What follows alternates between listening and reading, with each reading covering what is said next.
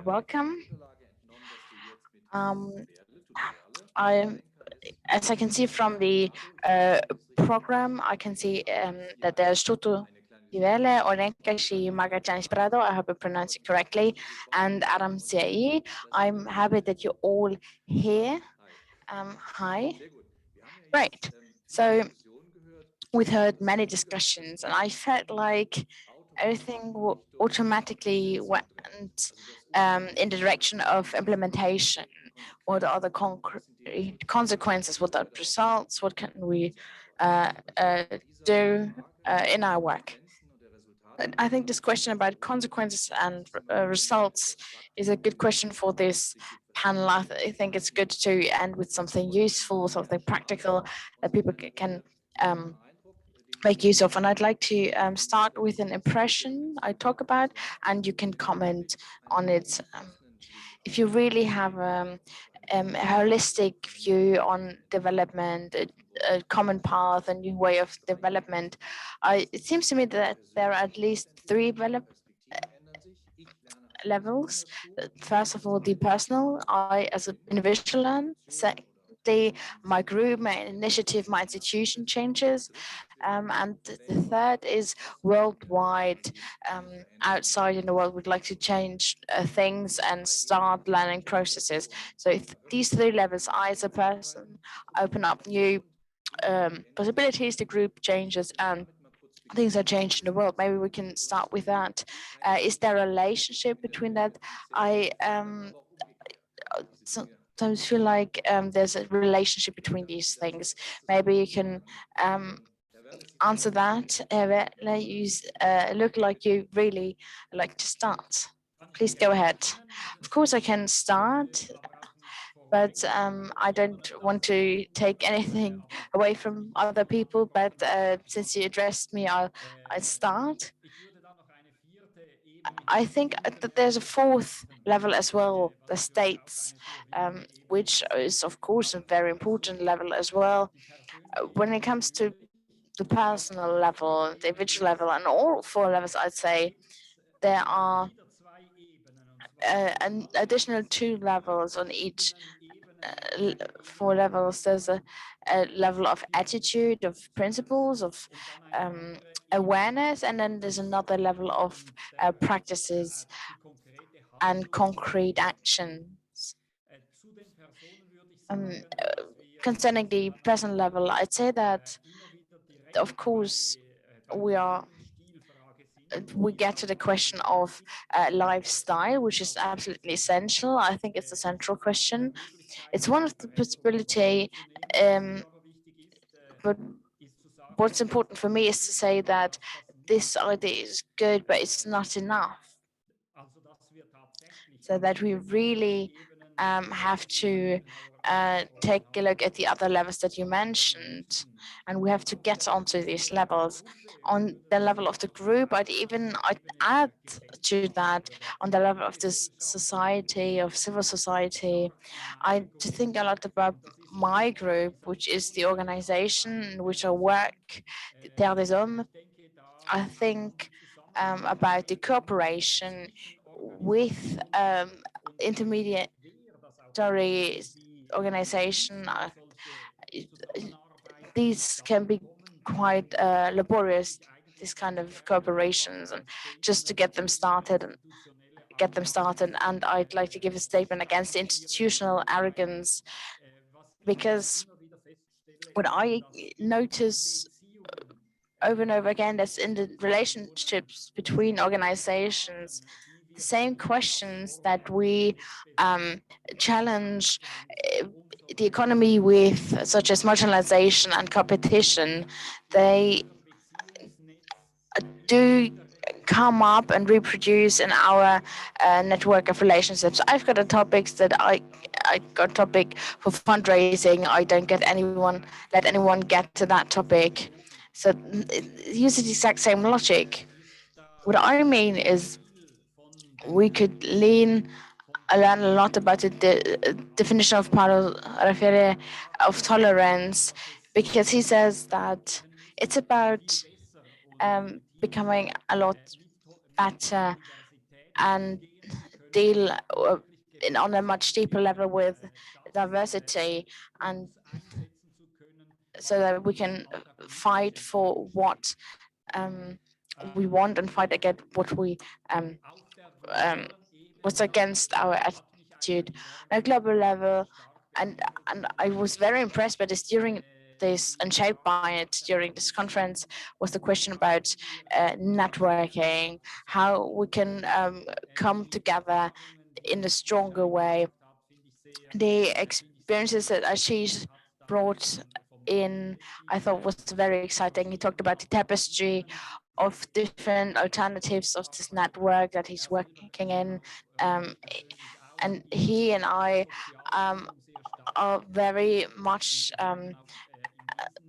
active at the social forum. We're working in these kind of spaces, and I think we just have to keep working and keep getting ahead. And if we manage to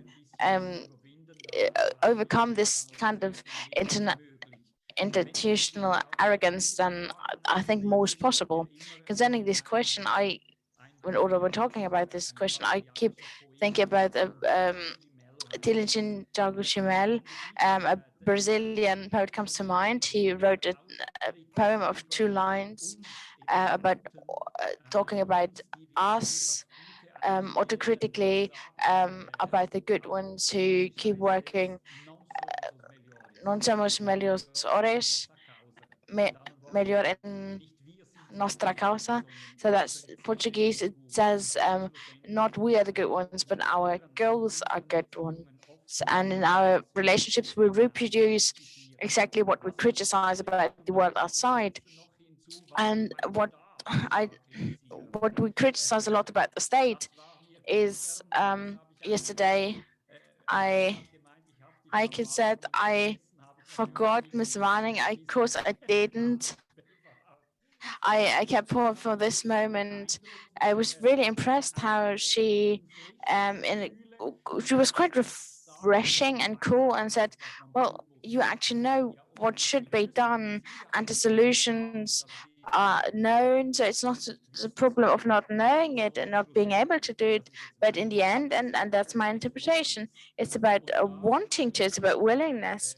And I think if we can manage to strengthen the other 3 levels, the personal attitudes, the opportunity to get to do better with networking as a civil society, but also globally find a platform. I think it will be able for us to um, increase the quality of willingness of countries and multinational gremia and produce this kind of willingness, claim it. Thank you very much.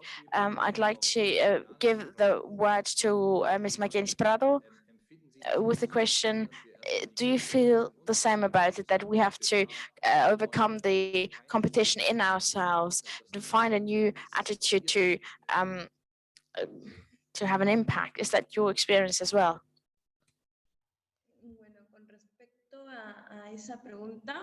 So concerning this question,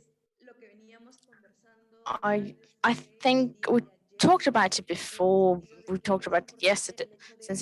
Talking about it since yesterday. It's important that you learn, that you de-learn, and that you relearn. Because from my experience, judging from my experience, the word competence, we try to avoid that word, because when it comes to about and get when talk about competence, it means that someone's better than someone else. The understanding that someone's better than someone else, that leads to the fact that you might view somebody as an enemy. When it comes to possibilities, skills, capabilities, we know that everyone's different. Of course, everyone can do things better than someone else, or everyone can be an expert in every field. But that's exactly what we have to learn, and what we have to relearn. That diversity that we have with our competencies, our skills, our capabilities, our practices themselves, that's a sum of everything. And I believe that we have to appreciate that when I know something you don't know it, then I can teach you so that you learn it. But you're still not an expert. But together we will find the way, and maybe you can teach me something, and together we form a collective that keeps us growing. And that's my view from my experience, from my practices. What we keep highlighting and emphasizing so that other colleagues can take part in that as well. When I know something, I just keep it to myself or think that's the only reality, then that just leads to conflicts that we already have. But if you want to keep growing, if you want to have a harmonic coexistence and live in dignity, then there shouldn't be competition. Thank you very much. So summarizing all these things that we talked about before, maybe a consequence would be that we create learning groups on eye level. Maybe that has happened in the past, but there's so much more possibilities there. I think Mr. Ziai has a very refreshing and clear perspective of development theory. Do you have any ideas where these kind of learning spaces could be created? Please give us a little bit of your Also ich bin realism. gebeten worden, auf Englisch zu So reden, I weil was es asked to speak in sonst wieder English because Übersetzungsprobleme gibt. apparently there's Deswegen an würde ich issue das with the jetzt function, von der Technik. with the So therefore I would technology. speak in English. I hope that the translation to German will work, so everyone will be able to understand me, and the translation to Spanish, of course. So I think the question of learning is a crucial one, certainly on the personal level, and I would very much agree that these learning communities of learning are very important for this process of transformation of changing the world. And on this level, I also think that a particular kind of learning would be necessary, and this would be unlearning our privileges. So this is actually a quote from Gayatri Spivak, who talks about unlearning our privileges as a loss. So this, we have to unlearn that privileges are a good thing, and we have to learn that privileges are something that we do to others in a negative way. That basically it is not a great thing that I am able to buy all the goodies in the supermarket for such cheap prices, but that in this relationship to others producing these things on the other side of the world, we do something onto them. Or same thing holds true for the privilege of flying on vacation for a week for an affordable price. The price should not be affordable if it actually damages people suffering from climate change. So this is the learning that I think is important. And concerning the question of politics and states, which is a also crucial one, which has been mentioned by Wehrle or Tuto, it is a rare occasion where I am of the same opinion that someone from the German Ministry of Development Cooperation, but I fully agree, yes, the solutions are clear. We know how to prevent suffering from chronic undernutrition. We know how to prevent famines. We know how to actually, we even know that those suffering from COVID-19 all over the world would greatly benefit from stopping the patent regime that we have. But politics this way. I mean, so the task of this, our task should not be, oh, we have to devise clever solutions for the problems of the world, and then we tell the politicians, and then the politicians will do it. It does not work that way. It never has. Questions of power.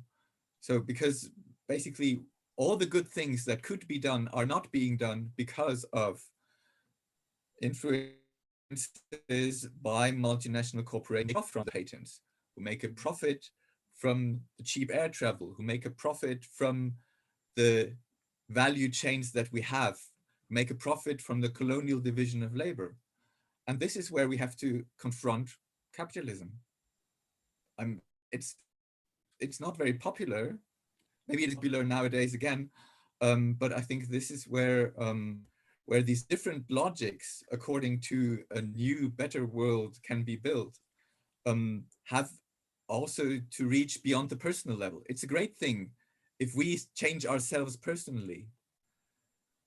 But if major players, major actors in this society function across according to different logics, the logic of competition and the logic of profit maximization, then we can do our best. We will not be able to achieve this world, because there will always be major influences by actors which function according to different logics. So I think this is the task at hand. If we're beyond the personal level, then we have to deal with capitalism, with states, and with the question, how can we reclaim the commons? How can we achieve radical ecological against the resistance of other actors?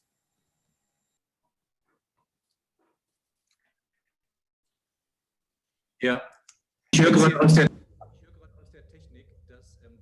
I get the information from the technicians that your video stream is difficult because of the sound quality.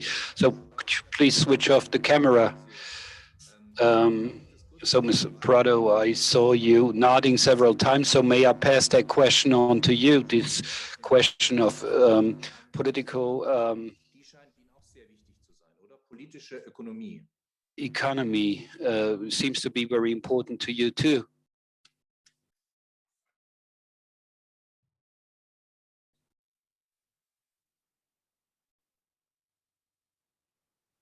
Jetzt weiß ich nicht, ob sie mich gehört hat. Did she hear me?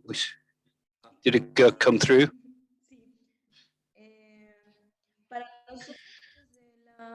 Bueno, desde una vista económica, creo que sí es importante, y desde mi contexto latinoamericano, lo menciono porque es en el cual las brechas...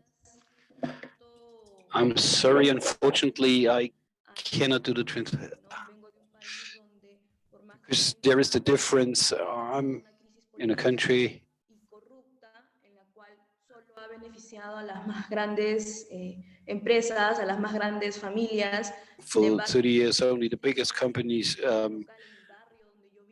have been supported, have been subsidized. So, but also where I live, there is more and more poverty all around, and more families are living in houses or that are very small. They do not have a place to go out.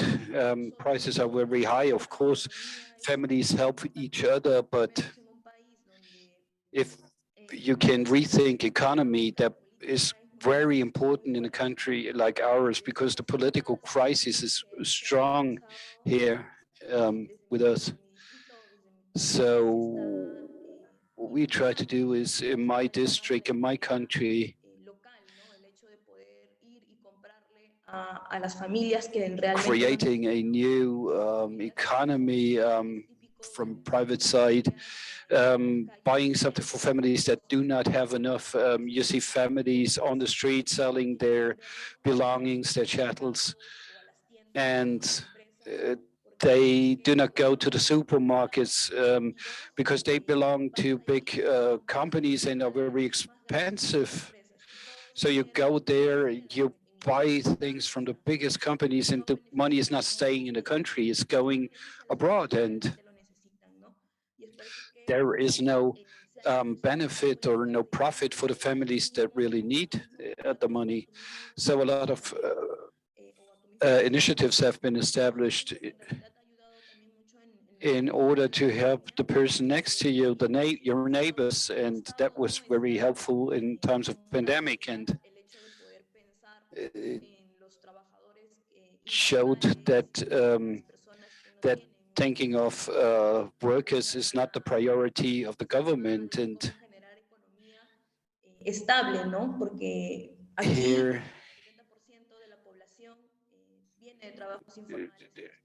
the intention is not building up a stable economy. Many people, due to the low wage jobs they have, had problems, and we have to think about what kind of system we are in. Okay, there is a pandemic, there is a crisis, and it took the pandemic to think about the systems we have installed in our country, and the pandemic has been around since 1 year ago, and the families chose to help each other. The children needed food. Communities organized themselves. People organized. Cantinas organizing meals for everyone. They came together. Many families came along that had no money, not even to afford one dish of rice. So thinking about rethinking the economy and policies in our country, a country where the idea, the vision of development was sold to us as the solution, but after so many years, we see that this was to no avail. We still having issues and they keep on growing. Vielen Dank. Ich bin im Chat gefragt worden, speziell nach der Jugend. Und da haben Sie ja einen besonderen... Yeah, thank you very much. So maybe you can tell us a little bit more about self-organizing youth.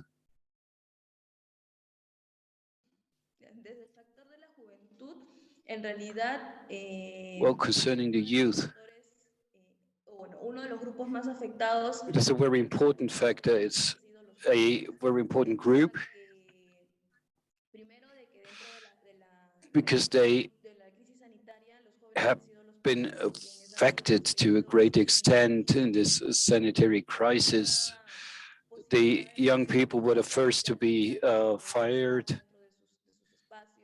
They did not have any kind of stability, not in their professional life, and these initiatives helped those people. They are stigmatized nowadays. In the course of the past month, we as a country, as a region,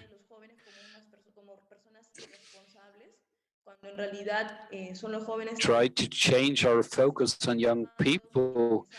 You have the impression that the young people do not want to take over responsibility, which is not true, because they wanted to organize, they wanted to create communities, they wanted to create options for everyone, and they took over responsibility indeed. And this is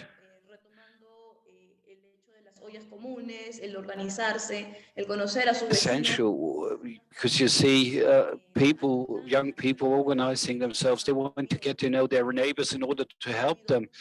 Those young people moved a lot. We did, and it's not necessary knowing how the system and politics work. We try to accept young people. Young people policies are something that is brand new. People are taking into the system in which only adults are able to make decisions in this political context and in this economic context. Thank you very much for showing up the perspective of the young people. Mr. Wehrle, what do you think? What are the consequences for your work? Do you see any possibilities, any options of helping those young people? That exactly is what Terre des Hommes does.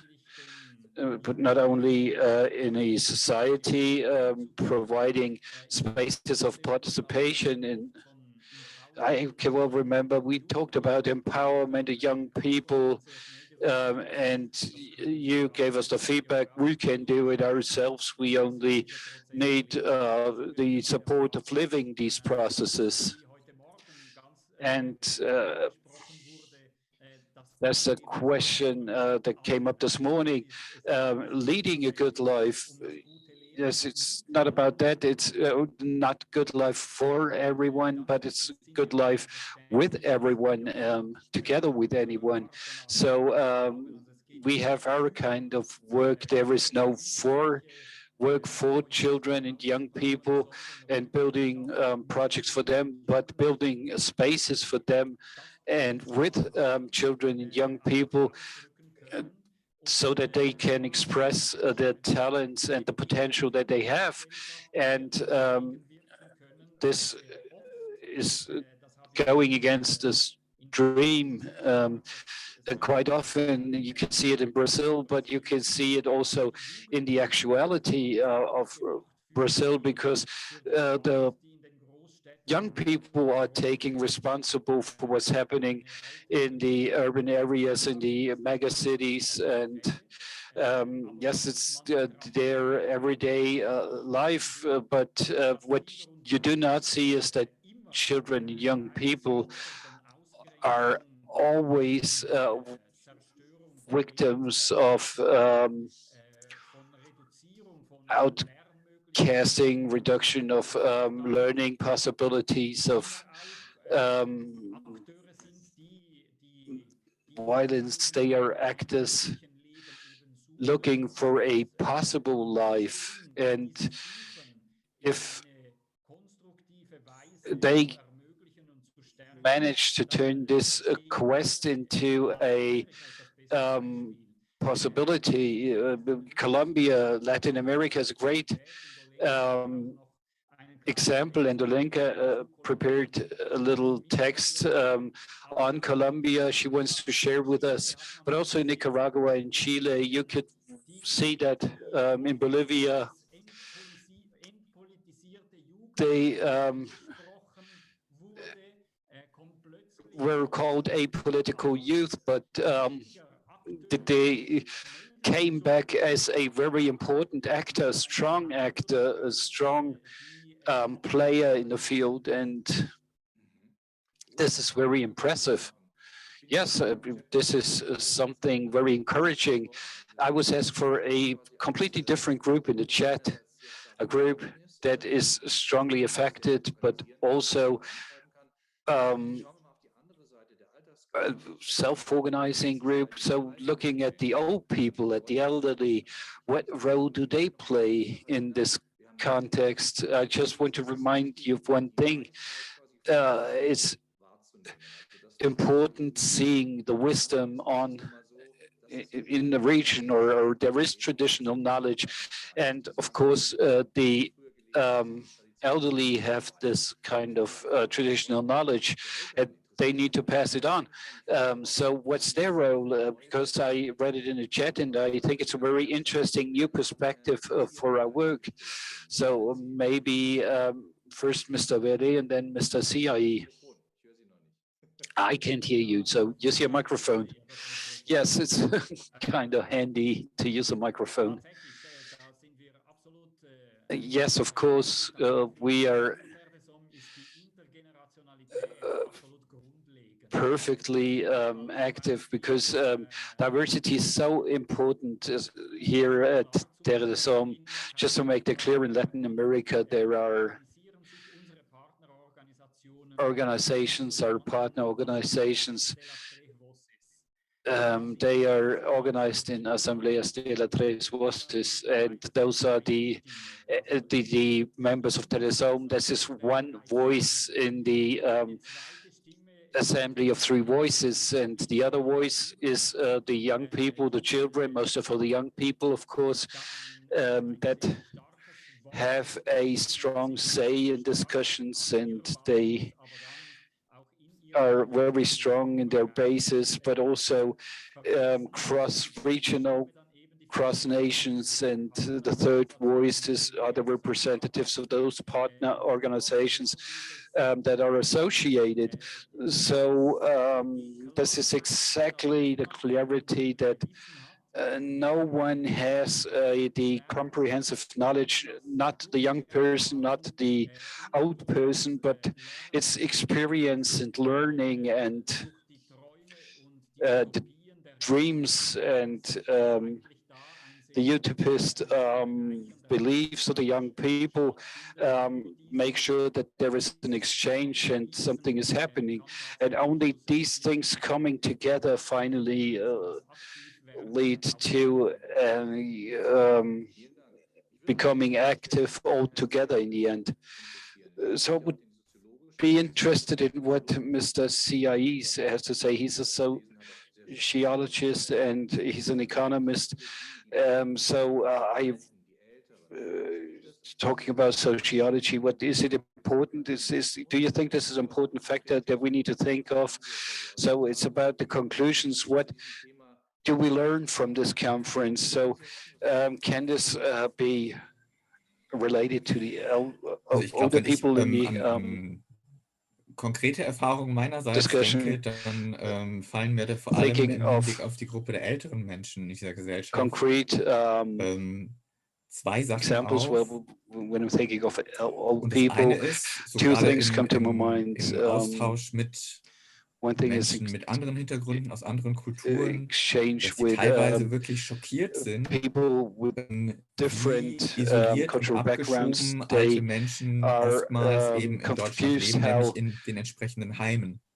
far away in wo ich homes dann for halt the eben auch elderly mit Leuten we gesprochen find habe, old people here in Germany, how ist jetzt anekdotische far Evidenz, away ist from keine Studie, society aber they push them away, and this is not a study or something that I can regelmäßigen Besuch claim, von but ihren Familien bekommen. they Und dass es get da halt eben no schon, regular visits from their ja, also families, dass and da halt eben auch Leute sehr erschüttert waren. Wie kann das sein, dass in diesem some tollen people Land, were und da kommen dann really wieder, shocked to see this. eigentlich sollte ich Englisch reden. Kann ich kurz eine Rückmeldung von der Technik haben, ob Can I ich get a auf feedback Englisch from switchen soll oder the technical assistants? Can I keep on talking German or need I go to English? It would be great if you talked English. Nee, sorry, ich entschuldige mich, ich habe nicht dran gedacht.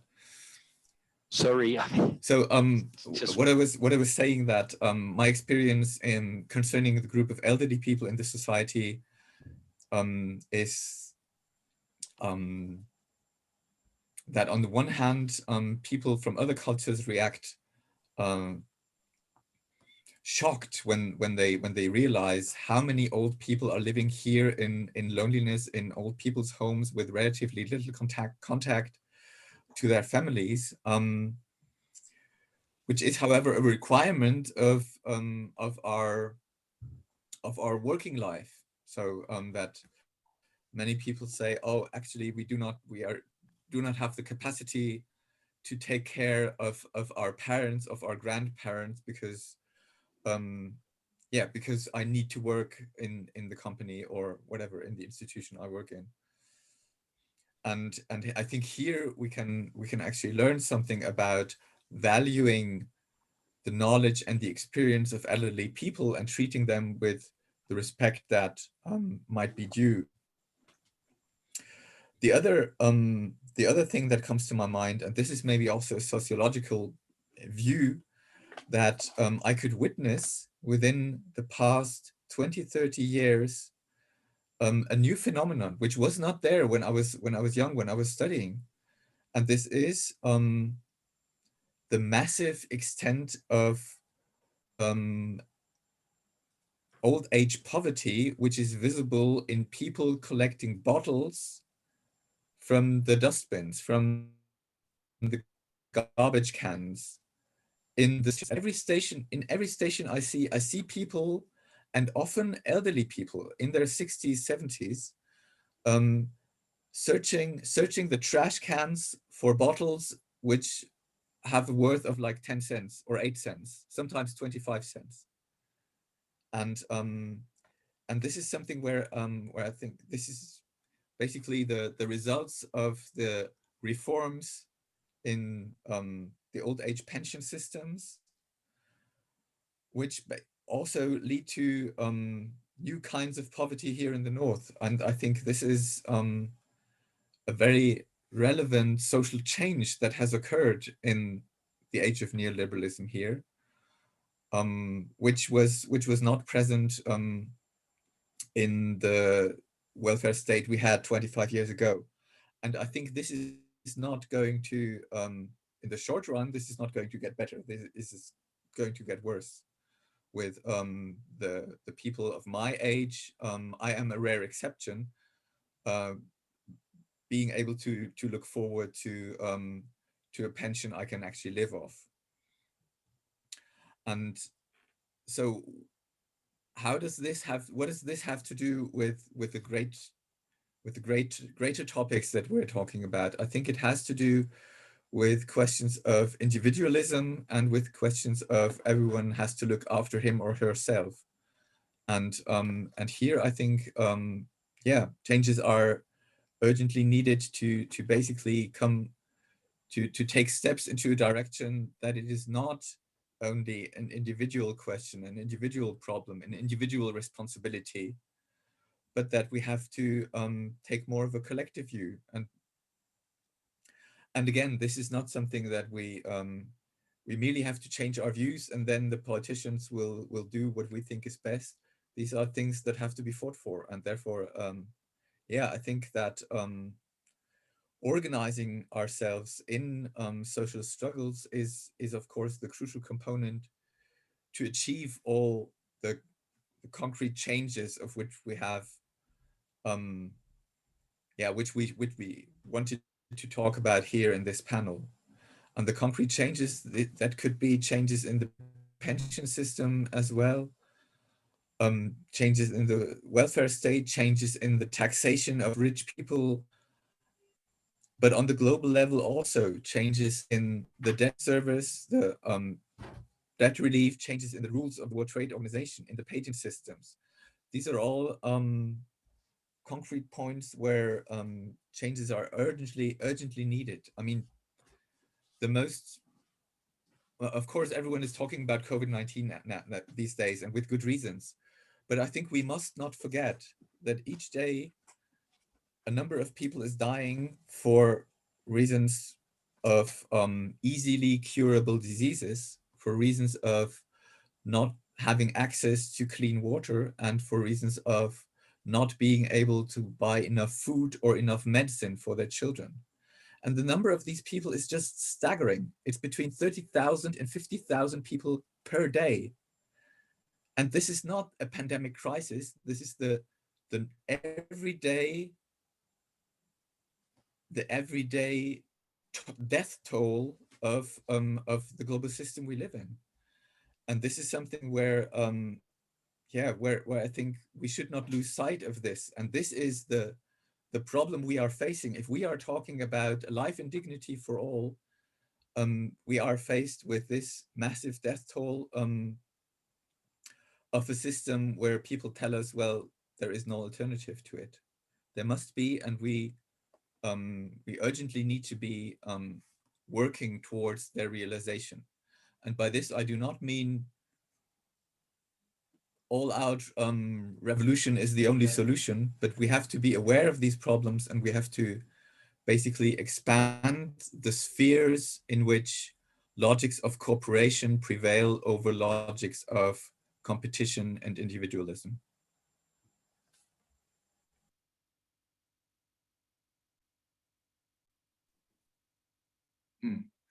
Es gibt ja auch Revolution des Denkens. Ja. Gut, vielen Dank. Ich habe jetzt gerade Herrn Wehrle gesehen, der sich gemeldet hat, aber es gibt auch eine konkrete Frage. Thank you. CI, there is a question that is directed exactly to you. Was to know, you are a advisor of decolonization at the EC this area. So what would you tell an NGO? What would you? I think there are some points which are not spectacularly original, but so basically recognizing the expertise of locals, stop sending experts in the global south, recognize the political dimension of problem, the political dimension which I know that development organizations often shy away from because they get into trouble with the government of the partner country, who is not keen on having development organizations take sides in political conflicts. But these are certainly points concerning the recruitment policy. I think the diaspora and migrant communities of African, Asian, or Latin American countries possess also a relevant expertise, which is, I think these processes are already taking place, which is increasingly recognized and which is increasingly also made use of in these organizations. But yeah, but these are processes of decolonization which take time, I think. I think it would be also crucial to recognize the confinements of the area of development cooperation and realize that basically many factors which determine questions of poverty or questions of starvation are well can hardly be dealt with in the realm of development cooperation, but have to be dealt with in the realm of the global economy. Questions of trade, questions of the WTO trading rules are far more relevant than questions of, oh, do we make our project more participatory or not? So I think many good processes have already started, especially in the civil society organizations, also in some of the church-sponsored organizations in development cooperation. But it certainly is a long way. And I think that the most relevant process of the decolonization of the mind has also already started. And this conference is a manifestation of it. Basically to ask the questions, not how can we help the poor starving children in Africa? We ourselves, how is our imperial mode of living implicit in the problems in our continents? And how does our thinking and our acting have to change in order to achieve a better world? And yeah, so all in all, I find this a very encouraging moment here at this conference to see that so many people are interested in these questions and working on these questions.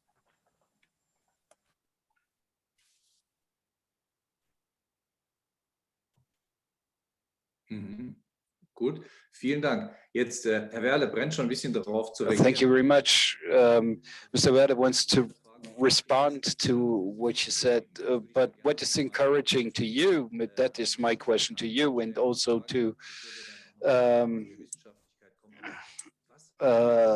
Ms. Prado. So what do you think is encouraging? Or do you think, well, I know the situation and I get the same request all the time, so there are some political impulses. So what is your feeling about that? Well, I'm strongly convinced that there are many positive impulses and also perception and of the risk analysis being close to the end, seeing the facts as they are, but not being petrified in a way. So you surely will follow me, Mr. Villhauer. Mr. Ziai said, told us about the political dimension. He said, confront capitalism, and I'm totally with him. But what I see is that in the past years, slow process of depoliticization of many NGOs took place, and in concrete terms, we, as a part of a civil society, are at the important threshold of repoliticizing, because this is our task, but not only our task, a task of so many players in a civil society. That's, for me, that's the most positive conclusion of this conference, because we really invested hard work to come to this conclusion. How can we create that bridge? How can we do this? There are different approaches that we identified. Ashish told us about several ways and forms to do that. It's quite clear that all these are only minor things, but of course, size is not a problem to me, but I would like to see them much bigger. But just being these things, these things being so small is not a problem. In the question of optimism, pessimism, I just think back to the days of the dinosaurs. Only their bones are left. So, but they thought because of their size and strength, they could do everything. And this is also our way of thinking. By strength, power, and size, we can be dominant. But those small creatures, they were mourning at the graves of the dinosaurs, but still they are here. They prevailed, but they were small and adapted to the situation. And it was not despite them being small, but because they were smaller, they survived. So this is not praising small things, but on the other hand, that's a very important aspect. And the solution is bringing those things together. That should be part of the truth.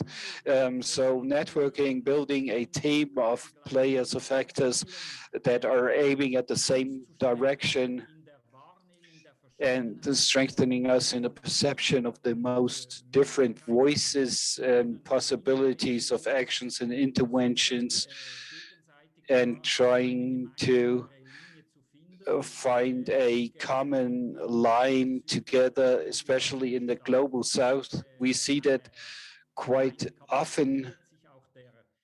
There is a capacity to adapt to reality.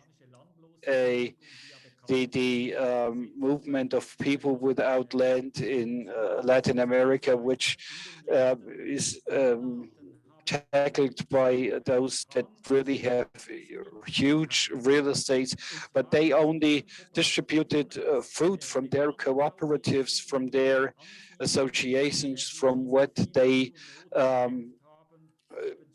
planted and struggled to raise these food. There are alternatives, so those actors that are thrown in different corners, and they recognize, well, if something might become reality, then we have to do that together and strengthen these networks. For me, that is absolutely the point that I take away from this conference. very important point. So two things that struck me, the picture with the small mammals and the big dinosaurs. So this is something that we will remind, that we will think of in the future when we think of this conference. And then the other thing was that there are already some things that have been started. So, Ms. Prado, do you also feel like a small mammal connecting to other mammals?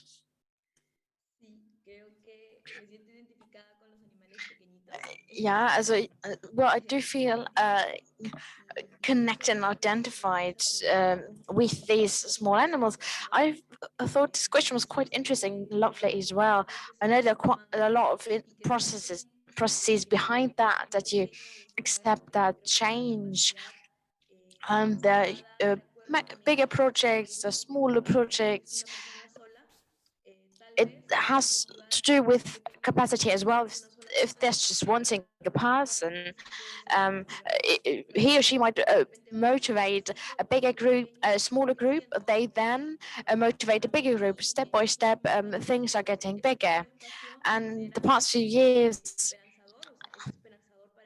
the spaces we created gave me a lot of hope, because when I think about the years before that, the topic of talking about development, talking about being just didn't exist, or talking about the system. Just this, there was this oppressive system, but now there are more spaces to talk about alternatives, and that happens between generations. We talked about generations, about young adults and adults, and it's something that Tuto mentioned as well and touched on. I think the topic between generations is crucial. There's not one person who knows more than the other, but of course, adults can learn from young people as well, and young people can learn from elder people. These are processes that are come up naturally, and they give me the feeling that there is change, there has been change, and there are people who want to bring about change, and we're very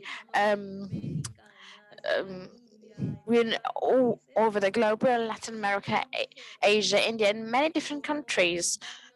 And somehow we have to bring that together.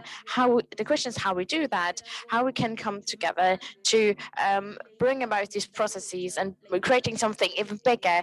In the commentaries, I saw that somebody wrote it's important to have a networking. That is essential, because the more contact we have, the more contact we get into, the more people are sensitized, the better it is. And that's pivotal here. If I say a word or a sentence, then that fact that can lead to change in the way we think, in the way we rethink, and that all leads to change. These are small things that can trigger major changes.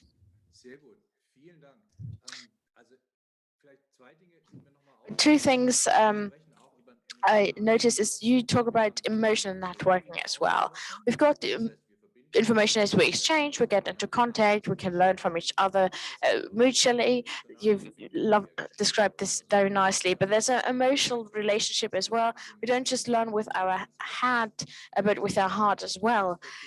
Maybe that's an aspect that could be highlighted as well. Maybe there's some sort of decolonized perspective, not just using a certain type of rationalism that you can use to structure a thing, but emotion is a different thing. You get vulnerable. Maybe we can talk about that a little bit, because I think that's an important form of networking that is often ignored. It's more than just exchanging information. What do you think?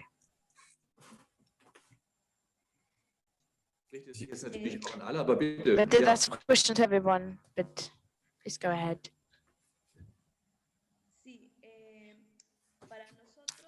So for us, judging from my experience, from my practices, we worked on with the sentir pensar, so feeling and thinking. So it's not about the system itself. We just notice that what's the things you're usually told by the system means that you have to work to be intellectual, to learn, and be part of these academic processes. At least that's something that's a very common idea in my country, at least in my country. But it's not just about these mental capabilities of mathematics and science. There's not much that has to do with emotions, with mental health. They, this process of talking about mental health is just about to start because of the crisis that we're in right now. But before this crisis, the mental health, emotions were just ignored, overlooked. There's a great number of people who struggled mentally and with their mental health. So it's important to talk about the sentir pensar. We know that the emotions are connected to us. We are people, we think rationally, but we also think in an emotional way, and you just have to find a kind of balance, to make the right decisions. It's about work, but it's also about work in our communities. It's crucial. And that's another point that I wanted to touch on when it comes to networking. We've got networking between young people, and we saw that the processes when it comes to creating a link, a kind of friendly link between people, that is essential, because that reinforces the project, that strengthens the project, because you feel a lot safer when you're in a surrounding that you feel better when you have people around you, and the actions you take or the ideas you come up with have a much bigger impact in that group than when you just looking at it from a cosmic point of view. We talk about education, and I get educated and educate other people. We educate each other. That's important, really. And this kind of education doesn't just take place in between people, but also between humans and nature, because I educate nature, and so does nature. That's something that really strengthens, and something I wanted to comment. Thank you very much.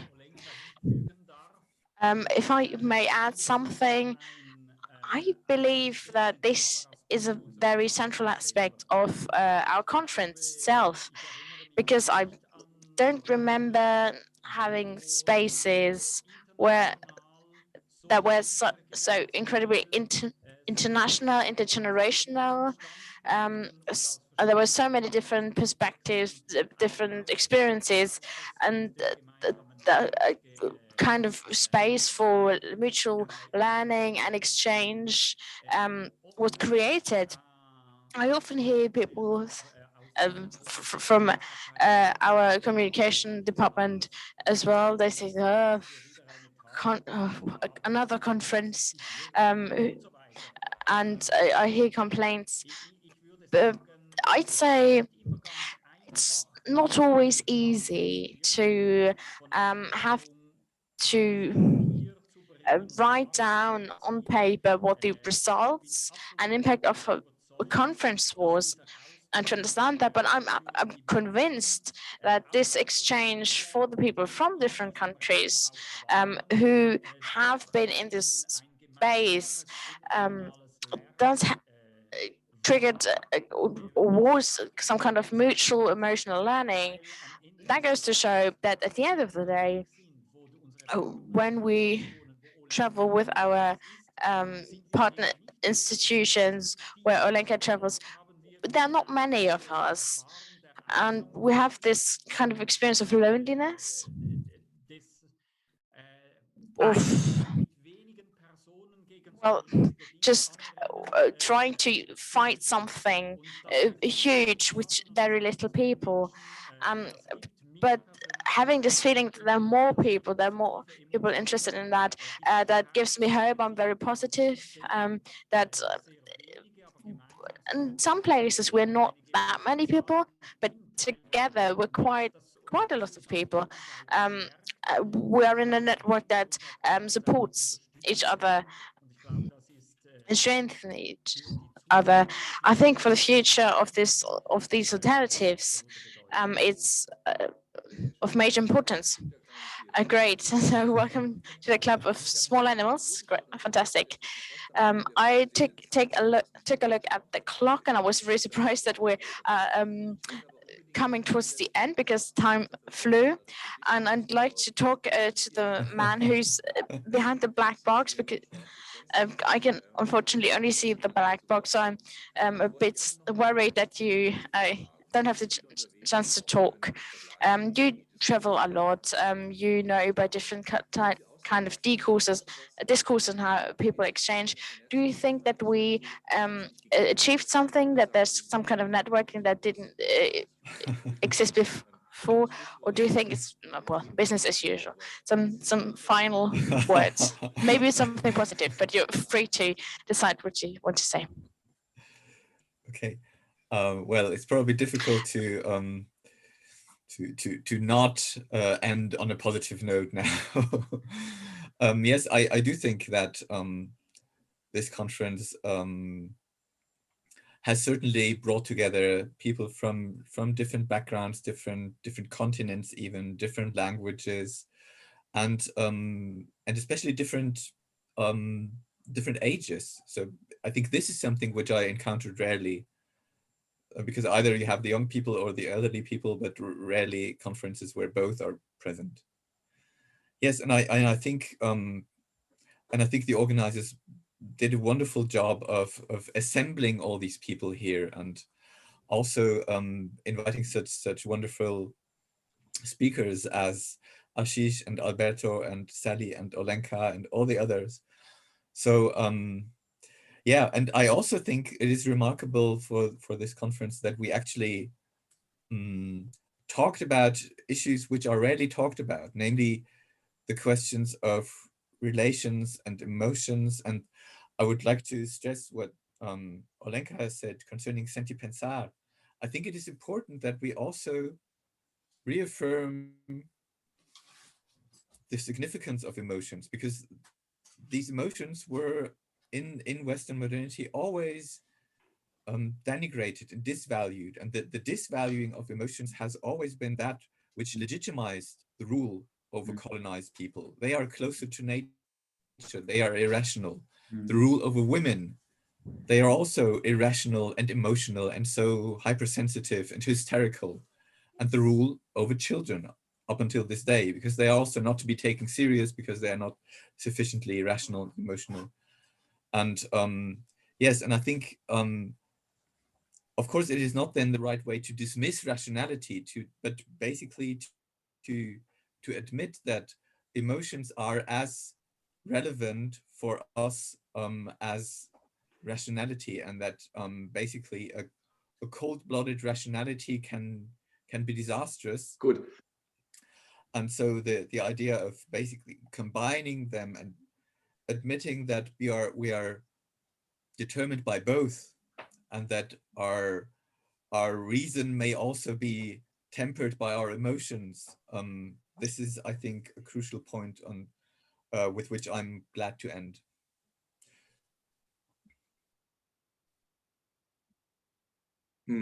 Also ich hätte Ihnen jedenfalls noch eine Weile zuhören können. So I could have listened to you for longer.